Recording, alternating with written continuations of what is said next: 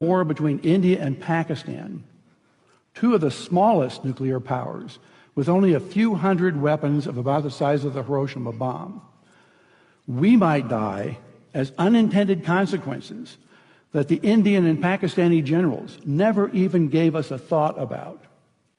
My colleagues, Luke Oman and Alan Roebuck, calculated the spread of smoke after a war between India and Pakistan. It only takes about 2 weeks for the smoke to cover the entire Earth, and it would rise to altitudes between 20 and 50 miles above the surface. At those altitudes, it never rains. The smoke would stay there for years. This farmer may be in Europe or in the United States, but many thousands of miles from Pakistan and India, is looking at the smoky sky above him and down at the crops that have died in his field from lack of light and cold temperatures.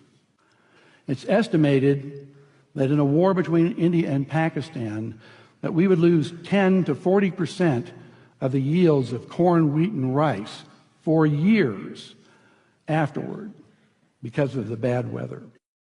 The entire world only has enough food to feed the population for 60 days unless agriculture produces more food. Ira Helfand, a member of the Nobel Peace Prize-winning International Physicians for the Prevention of Nuclear War, has estimated that 1 to 2 billion people would die after a war between India and Pakistan of starvation. And after a full-scale nuclear war, temperatures would plunge below ice age conditions. We would be in a nuclear winter. No crops would grow. It's estimated that 90% of the population of the planet would starve to death, and civilization would be destroyed. And no one would be safe.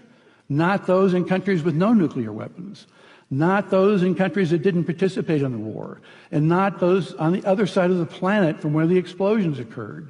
No one would be safe.